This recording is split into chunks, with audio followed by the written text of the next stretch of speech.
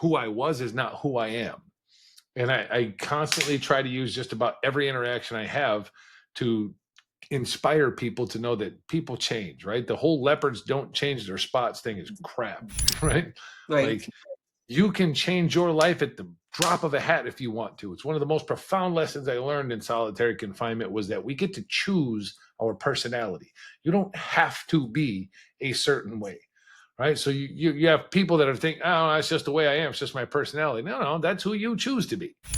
The healing is not a one time and done thing, right? Like I constantly am likening it to working out in the weight pit, right? When Yep. you first start lifting weights, it sucks, right? The next day hurts.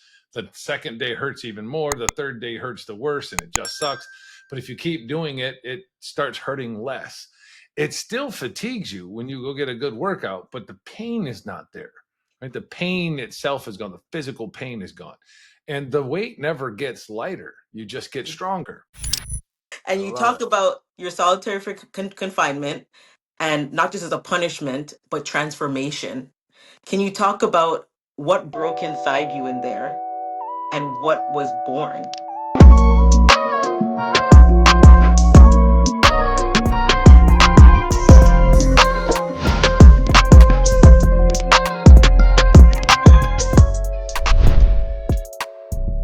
I think the fear was broken, and the inner peace was born, right? Like, the forgiveness was born, for sure. Again, it was Mallory Bay who guided me on this path, right? He sent me over. The first thing he ever sent me was Viktor Frankl's Man's Search for Meaning, which is one of the greatest books ever written. I highly recommend. It's a little highbrow and educationally written. I mean, the guy was a doctor, but if you can, grab a dictionary and go through it, right, and read this book, there's a line that jumps out that said, "Suffering ceases to be suffering the moment it has a purpose.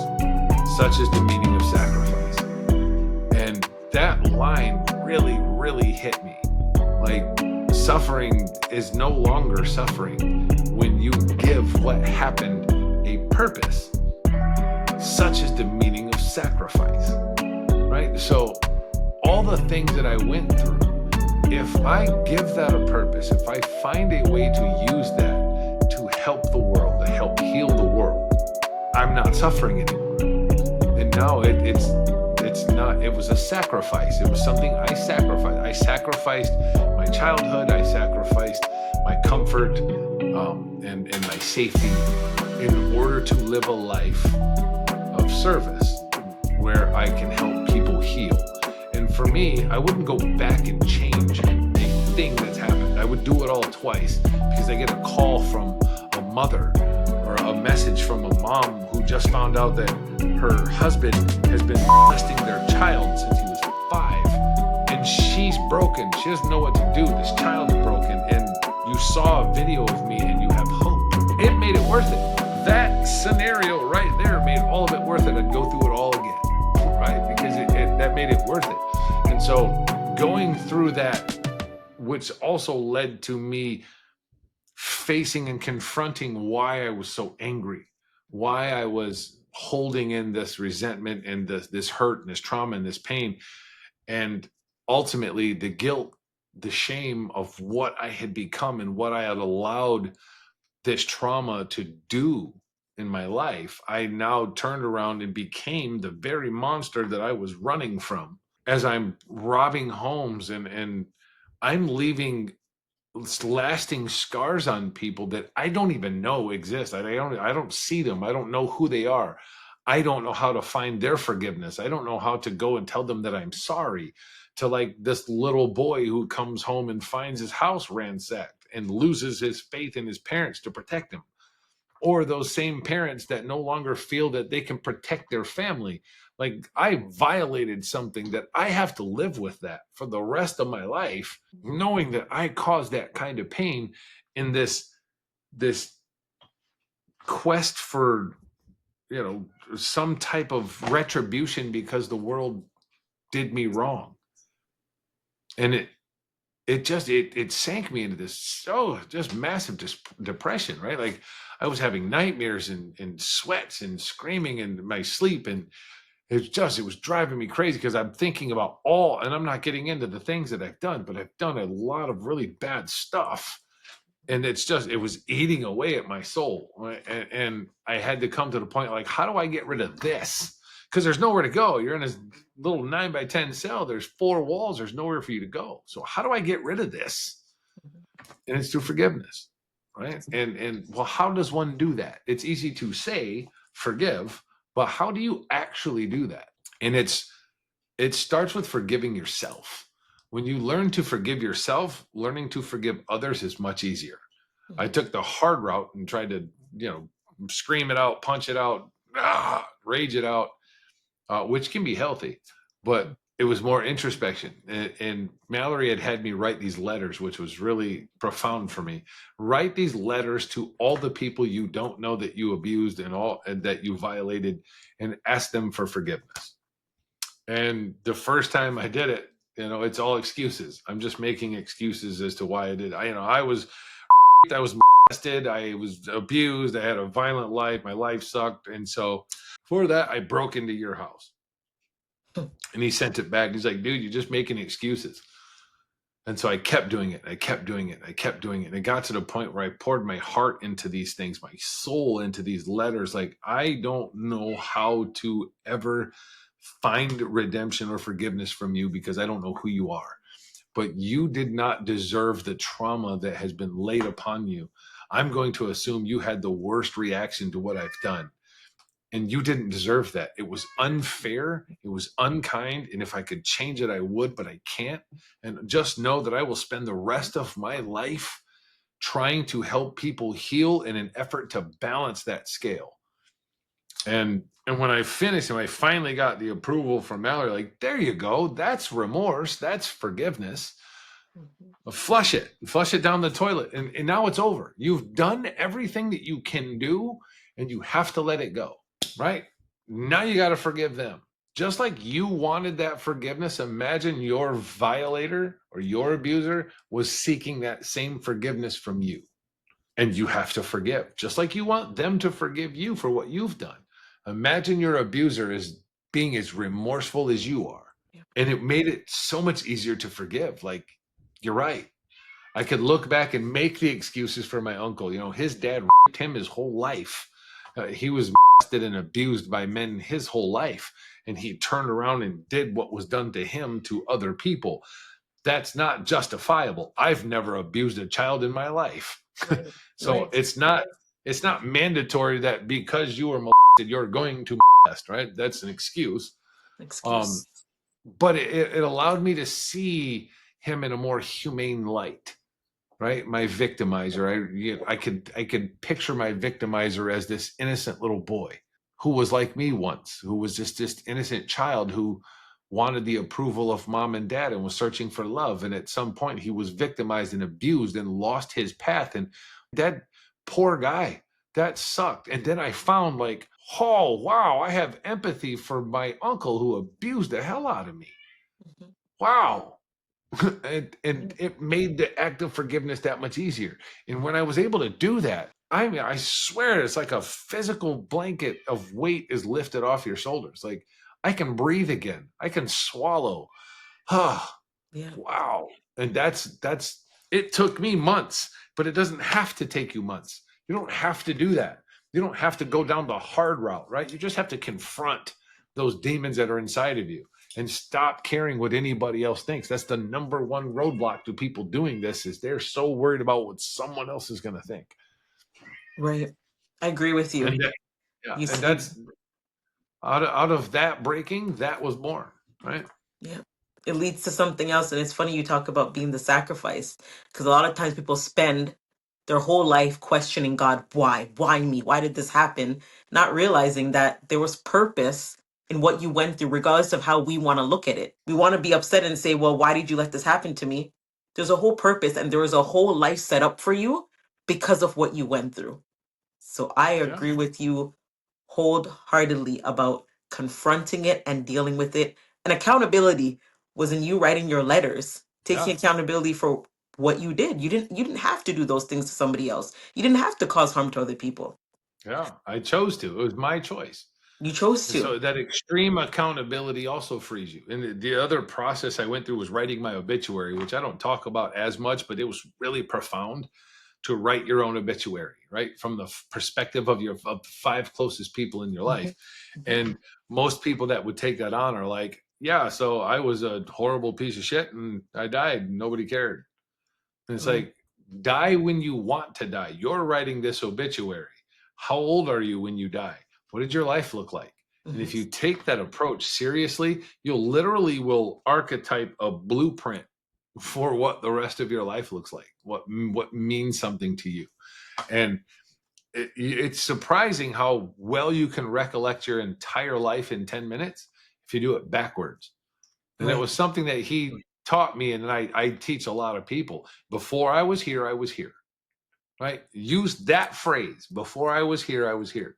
And each time you go here, start with where you presently are and work backwards. And you can recall your entire life in about 10 minutes if you sit down and write down. Before I was in Palm Springs, I was in Cleveland. Before I was Mhm, in Cleveland, I was in Akron. Before I was in Akron, I was in Adrian, Michigan. Before I was in Adrian, I'm like, holy crap, I can go back through my whole life because our minds are not geared to pop up like RAM on a computer where I could just go isolate a date and pull it up and here's the memory. mhm, But when you reverse engineer it and you go backwards, for some reason, it just works better. right. And we talk about intergenerational trauma, and intergenerational trauma shows up in all of our lives in some way. Doesn't have to be physical trauma, it could be emotional trauma. And we Yeah. choose to inherit it sometimes and choose to carry it on. But what were the patterns Facts. that you believe that you inherited? And how did you find courage to Um, break those chains? I think so. My wife calls me the accidental Buddhist, right?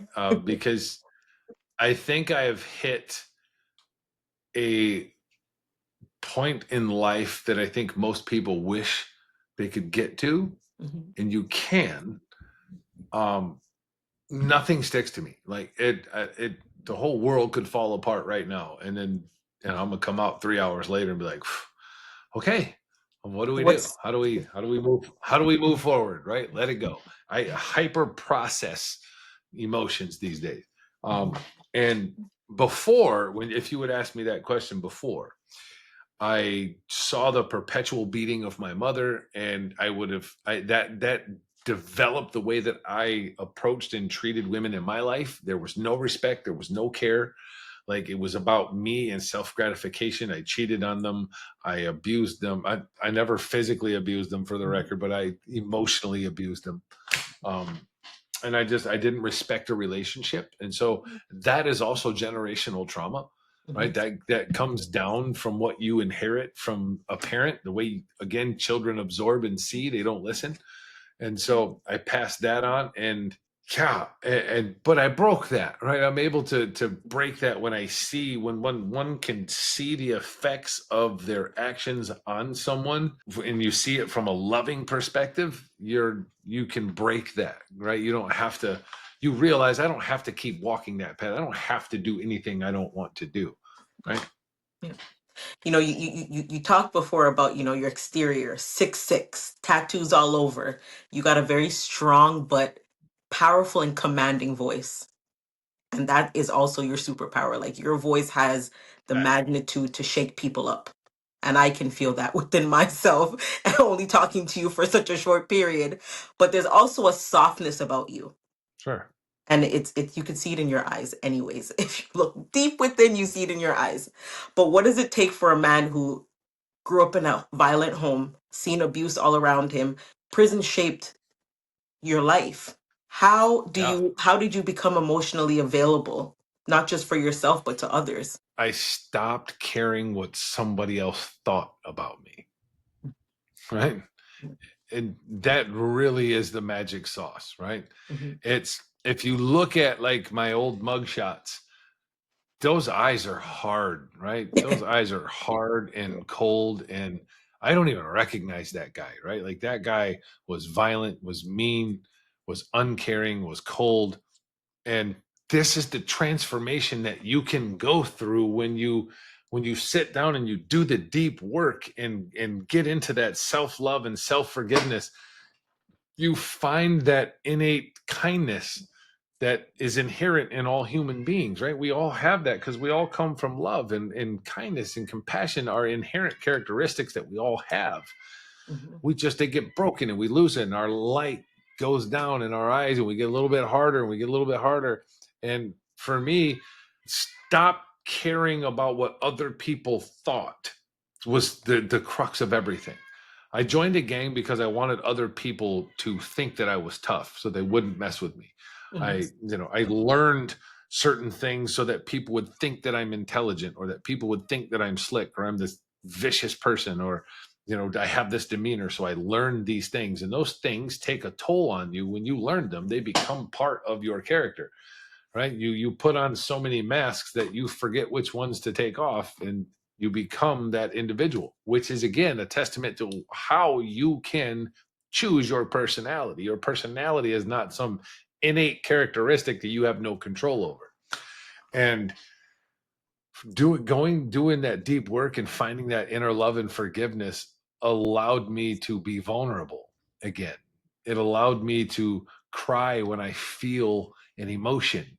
It allowed me to laugh when something's funny. It allowed me to be angry when something pisses me off. It allows me to be sad when something makes me sad. I'm able to embrace and feel those emotions. And it's because I don't care who sees that. I don't A lot of men, especially, which is why the suicide rate is so high amongst men, is because we have this bravado machoism that we have to wear because we care what that guy's going to think of me, Mhm. even though that guy's not carrying my pain, my trauma, paying my bills, keeping my wife and family fed. None Why of do I that. care what that guy thinks about me? Mhm. The moment that I learn to stop caring if somebody thinks I'm weak, if you think I'm vulnerable, if you think I'm a sissy, I don't care what you think about me. That's the moment where kindness restoration takes place. And I'm like, wow, I'm a soft little bunny. And I like it. Yeah. I like it. I like the fact that I'm a soft little bunny, right? Like, Yeah. I'm a kind, caring guy, right? Yeah. And I'm happy about that. I don't want to be this hard, standoffish dickhead. Who wants to be that? Nobody That else. is the guy that's carrying trauma and carrying pain and trying to impress other dudes. I don't have to impress any other, but I've got the wife of my dreams. I have a beautiful home and a beautiful life and great friends. I don't need to impress anybody anymore. Right? Like, I don't. I love that you just gave so much power to your family and where you are now in your life. And you talk about that dark shadow that comes off of you. And I was just saying to somebody in the past, I can see what I used to look like, oh my gosh, 10, 15 years ago. I was dark. I looked dark. I could feel it, the energy, Yeah. I thought I was happy, but I was a dark person. Now, like I Yeah. smile 24/7 and I love the person that I am. So Yeah. I completely understand what you're saying about that dark shadow. When you Yeah, and lift you that thought veil, that you were happy in that time because your definition of happiness was something different, right? materialistic. Your definition of happiness was skewed because your self-worth was in a skewed definition, right? You thought that this is the life that I'm worthy of because of the path that I've walked. So life is good because this is what I should have. Yeah. Right? And no, your life should be so much more than that. You're worth so much more than that. And you The have to chances of allow you yourself. being born, Mhm. yes, the chances of you being born, you have a better shot at getting struck by lightning 3 times while juggling bowling pins Mhm. than you do of being born. Yeah. Right? So the Yeah. fact that you're here is a gift. It's something special, right? Your life is not for nothing. It was worth so much, and it means so much. And every human being that walks this planet is unique and has something to give the world. And if people knew that, if people just accepted that about themselves, what a world we would live in, right? Very true. Speaking the unspoken, you did that. You talk about a topic that many people spend their life hiding and would never speak out loud. Yep. Station, prison trauma. racial complicity, and accountability? What empowered you to speak those truths, knowing the risk, despite the fact that obviously we know that we need to heal and we get that awakening? But what was it for you to talk about these topics that you know people may criticize you about and judge you? You already know the answer, right? I Yes. just answered it. Yeah. Literally, it's the same thing. I don't care if you criticize me and judge Mhm. me. I don't care what people think, right? I felt what being vulnerable feels like. And Mhm. it's the greatest feeling in the world. When you Yes. release that pain and you release that truth, it's the most intoxicating feeling you will ever have, which is why I beg people, please let it go, right? Don't care who's going to hear it, who's going to see it, who's going to believe it, who's not, who's going to judge it, who's going to criticize it. Just say it and watch what happens. Watch how magical you feel, Mhm. right? Don't just say it once. Say it until it doesn't hurt anymore, right? Have the courage to say it until it doesn't hurt and watch how your life changes, right? Watch how magical it becomes when you're just so free, like, ha, and you can say your trauma, you can speak it, like, oh my God, I feel so good to get that out. Like, whoa, you Yeah. feel untouchable, you feel unbreakable, you feel like, God, that's living. That felt good. And it's, I often say nobody goes to rock bottom twice, right? You'll hear a lot of people that say, oh man, I've been to rock bottom several times. Well, no, technically you haven't, because rock bottom is the worst place in the world, and no Intense. one would ever go there twice, right? Rock bottom is the moment you either give up or you get up, right? And those that get up never go back because they've been there. It's the same reason you don't grab fire, right? There's not one person on this earth that's like, oh yeah, fire. Let me just stick my hand in here for a little while, just because. Mhm. Nobody does that because it's an intense, searing pain. It's some of the worst pain you've ever felt. And so you don't do it.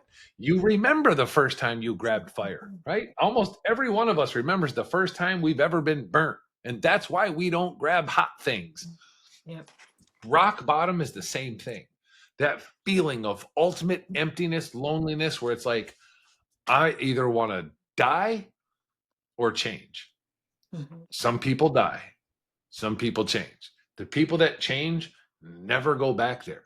They become leaders, they become speakers, they become those people that you read their books, that they're talking about their life and their road to recovery. They're you, they're me, they're the people that spend their life healing and healing other people, because we know what it feels like down there and we're never going back, ever. So no one's ever been to rock bottom twice.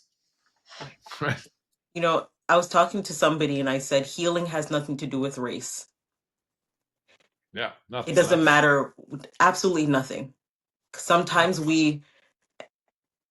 we all have our different experiences in life, whether it's race or whatever we go through in life. But healing has nothing to do with race. No color, nothing at all attached to it. Gender, nothing. Nothing. Nothing. But you chose to challenge whiteness and inside your own identity. What does it take for a white man to dismantle the system, some would say you benefited from? And why do many resist the work? Why do you believe actually that many resist doing that work? I think it's kind of an American thing Hmm. more than a global Caucasian thing. Yeah.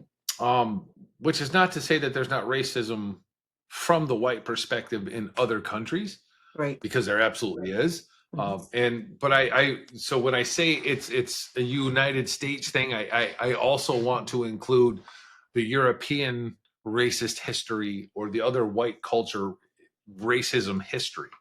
I think honestly, I'm not going to say I don't agree that all white people are inherently racist. I don't think that that's a thing, right? I think that's an unfair statement to say. I think everybody has a bout with racism at some point in their life. I think everybody has done something racist in their life, whether it was consciously or subconsciously. I think we all, because it's part of an experience of going through life. It's something you don't know, and it's learning and expanding. Something looks different than what you are. There's going to be a reaction, an inherent reaction to it, and a question. We're curious creatures. I think it's in this society, the United States was built on treachery and slavery and abuse of African Americans and indigenous First Nations. They were the most horrible people that came over here and have done some of the most horrendous things to people. And I think culturally, there's in a Caucasian mind, there is an existing mindset that is perpetuated through that, this white privilege thing that comes around. It 100% is a thing. Like, there is white privilege, there is systemic racism in this country. It 100% exists. And I love Denzel Washington, because Denzel Washington, he's one of my idols. I talk about him in my book. Yeah. So what? There's nothing we can do about it, right? It's our choice if we allow that to dictate our life. And I can't speak from the Black perspective, just like I can't speak from the brown perspective or the Native American perspective. I don't know what it's like to be a Black man in America trying to live life with that innate sense of fear that some rich ass white dude is going to dictate my future, because I've seen the effects of that. I've seen the young Black men that are thrown into prison like cattle and are just left there in like a modern day slave trade. Because that's what this prison system is in this country. It's modern day slavery and human cattle farming. And these rich white people get away with it, right? They get to pull the strings, but there are rich, insert color people all over the world, right? It's not just white people that do it. It's just more prevalent, right? And finally, I think the Black culture finally is starting to get a voice, and they're starting to come out and shed real light on it. And the thing is that we're getting more cultural awareness, where white people don't feel so shackled to that ancestral past. Where, like, I know that my grandfather or my great grandfather was probably a racist dude, right? Because that was the culture of the time, right? That's what they were. And we spend a lot of our life feeling responsible for that. And that's not fair, right? Like, a kid didn't ask for that. Like, I didn't grow up that way. I didn't grow up believing that or thinking that, right? And I'm also sensitive and aware of what has happened to other races in this country. And that's not fair. That's not fair on any level, because they didn't ask for that either.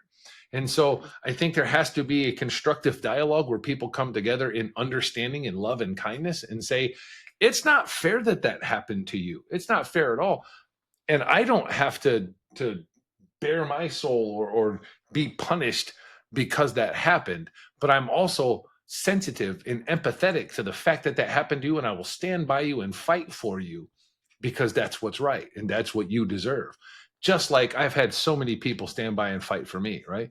And I think that that's what we're supposed to do as human beings. We're supposed to stand together and fight for each other, right? Right. And you didn't just choose to use your voice to fight for other people, but you create a foundation, the Von Cleveland Indeed. Foundation. And Indeed. thank you for creating that foundation. Of course. What was your vision behind it when you first started it? My life was saved because of mentorship and literature. And I wanted to find a way to bring that to the people that are where I was, primarily youth, right? Going to juvenile halls, foster homes, in these youth facilities with abused and traumatized kids, and say, here is how I did it. These books and this mentorship is how I got there. How do I give that away? How do I give that to people? Right. And I don't know. I can't afford to go out and buy 10,000 books and go give it to people. Yeah. And somebody was like, start a nonprofit. Well, I don't know anything about nonprofit. I don't know what. but okay. So I went through, the police chief here helped me contact some lawyers on the East Coast, and $10,000, and 8 months later, I have the foundation. And what I designed it to do was provide mentorship, mindset, and related self-help material to underserved kids, underprivileged kids, kids that are incarcerated or dealing with incarceration or abuse in their family. I wanted to be able to give these materials to them, and so that's what I did. And it's a path, right? It's still a road, right? Like, I filled my board with kind-hearted, loving, caring, wonderfully magnanimous people that are not nonprofit professionals. So you have a bunch of awesome people that are trying to do a really good thing that know nothing about nonprofits. And so we haven't really been able, the desires there, the want and the motivation, it's the know-how is not there. And so I'm still in the process of kind of restructuring that. And then I'm ADHD, so I'm all over the place and I have all these wonderful ideas, and my poor wife has to try to rein some of that in. And she's like my gatekeeper. I call her my wolf at the gate, right? Because she really does protect my state of mind, and keeps me on a sane track. And she it gets overwhelmed with that. Like, you're all over the shop, right? Like, first we're getting into gaming, now we're getting into this, then we're getting into that. Pick a lane, man. Yeah. And so and so I'm just trying to, right now, I'm kind of restructuring that nonprofit and taking the board back down. And but it's not over. It's a process, right? When I'm very hard on myself, so I look at other nonprofits, I'm like, oh, they're all successful, and here I am struggling just to have a board meeting. And it's it's part of the story, right? It's part of the story of that nonprofit. And one of these days, when that nonprofit saves the lives of thousands of kids around this world, I'll be able to look back and say it started from a place of struggle. Just like every other great story, it started from trauma and struggle and pain, and it had to evolve, right? And it will evolve. And before, when you were Yes, it explaining will. that your wife was your ghostwriter, she wrote the book, there's a song that came to my head. I don't know. Uh-oh. I'm not going to sing it for you because I can't sing, okay? Do But it. it goes, Do it. God sent me an angel from the heavens above, sent me an angel to heal my broken to heal my broken heart from being in love. I'm gonna send you the song because as you're talking about her, Yeah. I'm like, God sent you an angel. God sent me an angel from the heavens above. Listen, that woman saved my life. She literally saved my life, right? Like, I can't tell you. And it's been such an interesting journey. I think there's another book there, right? Like, just the story of Sonny and Claire, and how, like, we literally picked each other back up, and have learned and taught each other so much. And it's incredible, right? Like, Sunny when and you, Clear.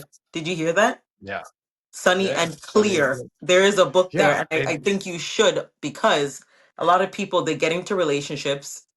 There's trauma in the relation. They never want to start again. They never want to figure out if there's somebody out there for them, your soulmate, somebody. There's God has somebody for you, and you yeah. allowed God to let you meet Claire. Yeah, and it was crazy, because I mean, we both were dealing with really crazy and traumatic experiences from previous relationships, but we just hung on to each other from a place of pure understanding and love, and we were able to rebuild each other while watching each other fall apart from the previous trauma. And I don't know. It's just this beautiful tragedy that became a magical fairy tale, right? Like, I'm still, when you live in accordance with your innate self of love and kind of, the universe will provide for you, right? Like, the world, you call him God, Buddha, Allah, Odin, whatever you call it, the, God will provide for you, right? If you live in accordance with life, it's a way that it's intended, the Right. universe provides for you, right? And that goes as far as from the food that you eat to the partner that you have in your life. And when you're able to find someone to walk, we're not meant to do this alone, and when you find that person to walk through this path with in life, it removes a barrier that frees you on a whole nother level, and it's just incredible, right? I'm happy for the I'm both of very you. I'm blessed. glad that you Very blessed. you are blessed, and I'm glad that you allowed God to give you your blessing that you deserve. For those I who are appreciate it. ready to not just read, but do the do, what does real sustainable action look like when it comes to healing trauma and confronting social justice? Speak up, right? It comes from courage, right? You have to be brave and face the fear, right? It almost every single instance in your life, on the other side of pain is greatness, right? On the other side of trauma and fear is happiness and release and joy, right? Almost every time. So you have to, first of all, think back to the worst thing you've ever been through in your life. You're unbreakable. Look at you. That couldn't break you. Yeah. You're still here. You're unbreakable. And now, and people compare their trauma all the time. Well, it's nothing like compared to what you went through. Yeah, but what about the 17-year-old who lived down the street who couldn't live up to his father's academic standards, and he went out to the garage and he hung himself? I would say his trauma was worse than mine, right? Because I'm still here and he's not. He had trauma on a level that he could no longer cope with and ended his own life. So his trauma must have been really bad, Mhm. right? Mine was manageable. I managed my trauma. So you're unbreakable. If you're alive and breathing right now, think of the hardest and worst thing you've ever been through, and here you are. You are unbreakable. So you have nothing to fear by confronting things. And knowing what is right and what is wrong and what is worthy of speaking up and what is of not, you got to have it. You have to face that and go for it, because I promise you on the other side of that fear is greatness. And for, like you said, parents that may know or may not know that their child has been sexually abused, or they might be stumbling on it now, what would you say to them in this moment in their life, like not knowing how to ask their child for forgiveness or heal with them or understand what they went through? Create a space of vulnerability and acceptance, right? Understand that most kids that have been abused and traumatized don't feel comfortable and safe enough to talk about it, not because they don't love you, not because you don't understand, but because they think you haven't been there. And there's something about relatability that then is the conduit to vulnerability, right? So when I've worked with kids in the past, the first thing I let them know is that I was that victimized little boy too. Like I was hurt by a lot of men and that I was abused by a lot of guys when I was a kid. And I find that these kids have no problems opening up to me and talking about things. I was teaching at the Boys and Girls Club and I had them all sit in a vulnerability circle. And I went first and I shared all that. And then these kids are opening up. I went through that too. I went through that too. And the other staff is over there like, I've been working with these kids for years and they've never opened up about this. There's something in that relatability, right? So as a parent, if you're dealing with a child that has been abused or traumatized, be vulnerable. Sit down and share with them the traumas and abuse that you've been through. That's going to let them know that they're safe enough to share what they've been through with you. And it might take time. The psyche of a child is very strong, and it will prevent that kid from talking, from saying the things that they think because of fear. You have to create a space where they know that that fear is not valid, that they are loved and that they are accepted no matter what they say has happened to them. And they need to know that it's not their fault, right? Like they didn't choose this, and that I'm not going to think any different of you. I'm going to love you, love you, love you no matter what, because I was abused and I was loved. All right. And they have to have that relatability factor. So for me, patience, vulnerability, and relatability are the three best things a parent can do for an abused kid. And Sunny, there's a lot of things going on right now in social media all across the world. America, Canada, especially Jamaica right now, where kids are trying to come out. They're telling their parents. There's no belief because I feel like there's this balance between like parents trying to balance between, well, I love my partner, I don't want to let go of my partner, love my kid, but my kid could possibly be telling a lie because they're just, they like to say children are bad. They're just troublesome teens or whatever the case may be. What would you say are some signs that parents can look out for that you can detect if it's true or not, or how to communicate with your child? It can be a very sticky situation because there are instances where it's just made up, Hmm. right? Like there have been a lot of men and women that have gotten into legal trouble and have had a lot of trauma of their own that was undeserved, right? That they actually didn't do anything, and it was a spiteful child that was making up a lie because Right. that child was incapable of seeing the secondary and tertiary effects of that lie. It's in the behavior patterns. No kid has criminal capacity, right? The 7, 8, 9, 10-year-old does not have a criminal capacity. They don't have criminal intent. And so if they're breaking the law, something has happened to this child. Hmm.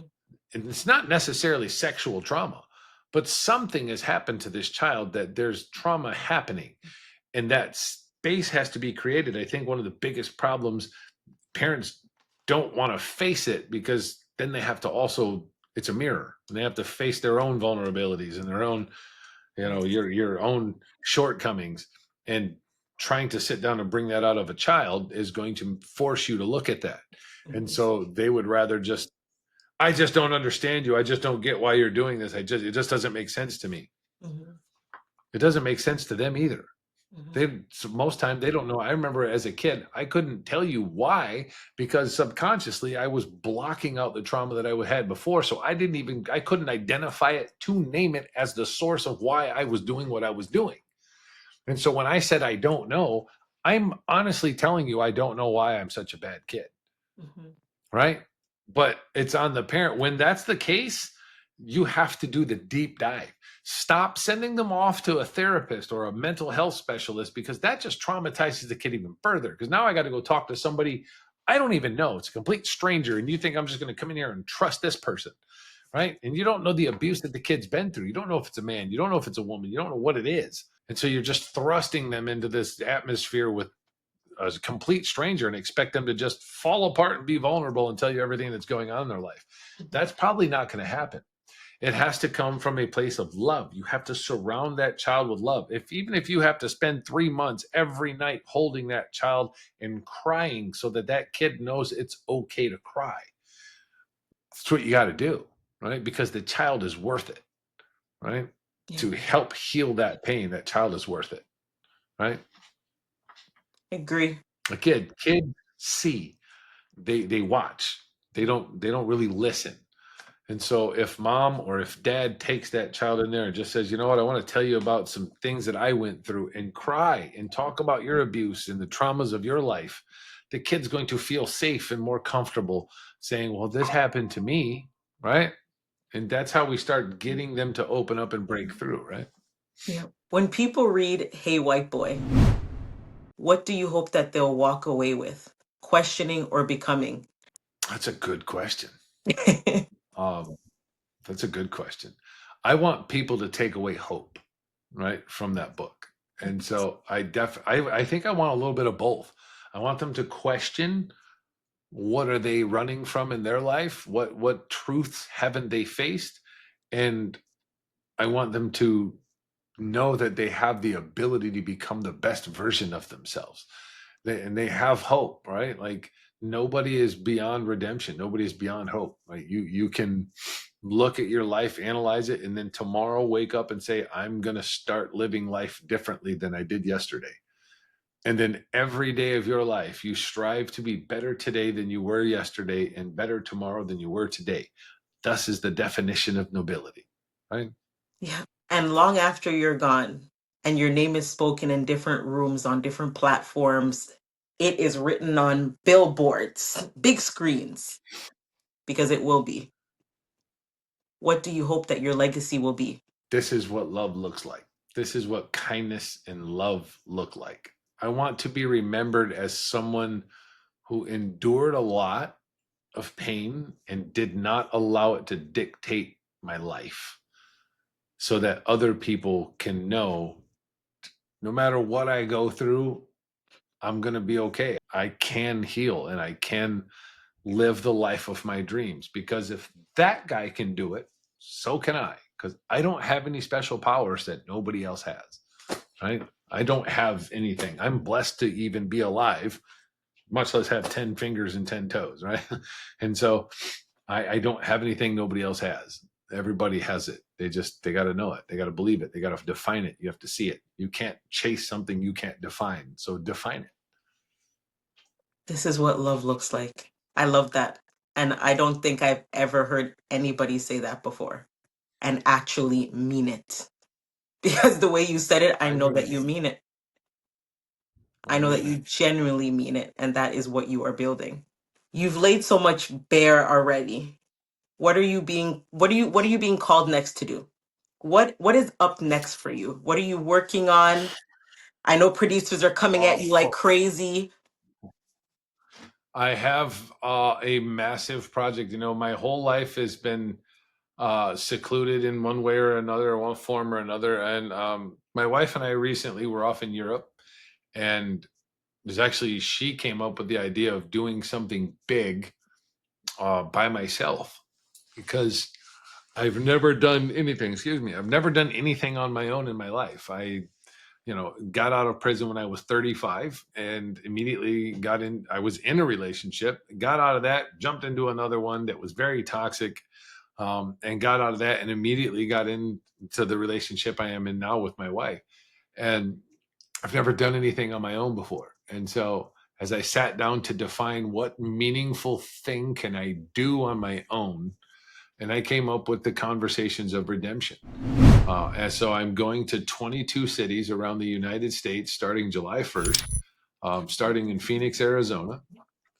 And I'm delving into the history of the pain and trauma of the city and tying it in with a guest that I will be sitting down and spotlighting their pain and trauma and having a conversation about their healing.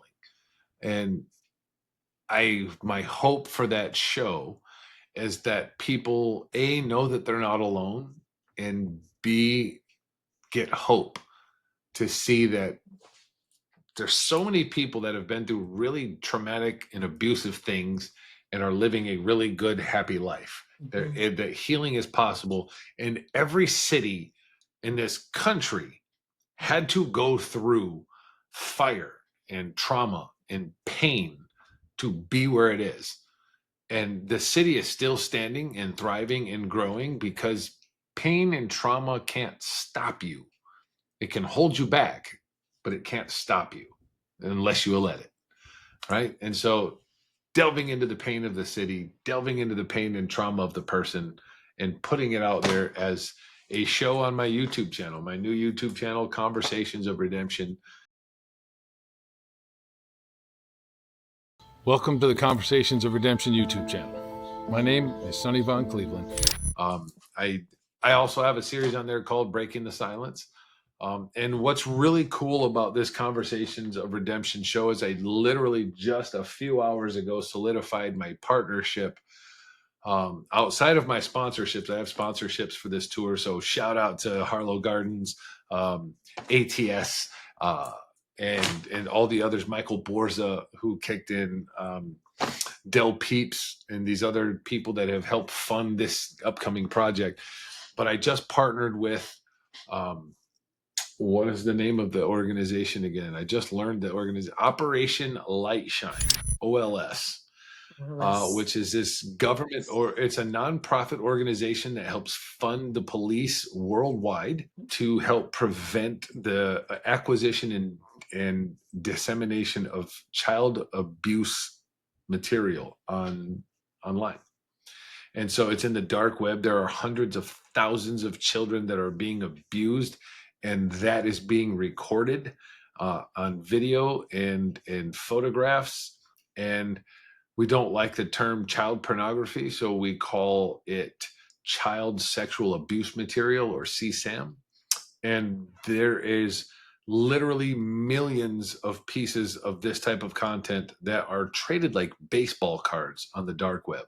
Mhm. And this beautiful organization, these men work tirelessly to find and locate this material and then analyze that material to identify the location of this child and go save this child. And we are horribly underfunded in that department. And so they're relying on the generous donations of the public to help keep this mission going. And they've already saved so many. And upon learning about this, it's so near and dear to my heart. Go check out operationlightshine.org and see what they're about. I'm so honored to have the opportunity to work with such a noble cause.